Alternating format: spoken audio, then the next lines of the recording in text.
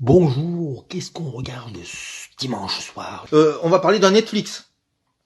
Je vous rappelle, j'ai Netflix, j'ai pas Amazon et j'ai pas Disney, mais je vous parle aussi d'Arte, France Télévisions, Paramount Channel, donc voilà, il y a une certaine pluralité mais différente parce que j'ai pas les sous et puis surtout Disney c'est idéologique, voilà. Voilà, vous savez tout. Retour à Zombieland. Western, baroque, complètement fou et à la limite du fantastique. Alors, sorti en 92, Pierre Fire venait de sortir son Twin Peaks Fire with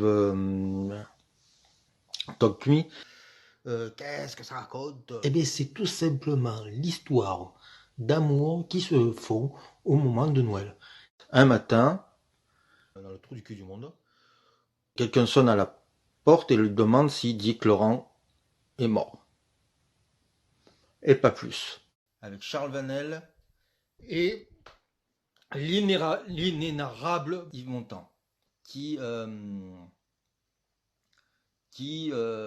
joue un personnage qui ne montre pas ses émotions, donc c'est un personnage sûrement pas évident à jouer, mais il le fait de manière de maître, et il est époustouflant de A à Z. Mais aussi des acteurs allemands, Mario Hardorf a un second rôle dans le Mali, Milan Calibre 39, mais surtout a le rôle principal d'un passeport pour deux tueurs. Pierre Chandonfer racontait à sa manière, disons, les fêtes de la petite bourgeoisie, des intellectuels, des en fait, il essaye de montrer comment, dans les années 60, euh, il y a eu une sorte de bulle un peu désenchantée, mais où les gens se permettaient beaucoup de choses. C'est une description, j'allais dire, caustique, satirique de ce milieu-là. Et ça va être un peu la guerre entre la raison et la foi. Chantonfeur, oui, critique, qui a un cinéaste intello qui a tué le cinéma et ce genre de conneries.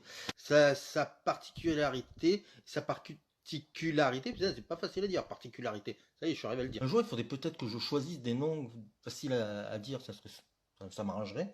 On se moquerait moins de mes prononciations. C'est un film incroyable. Qu'est-ce qu'on demande de plus un film? Et ça va finir sur une chose un peu particulière, sur un twist final assez beau et assez émouvant.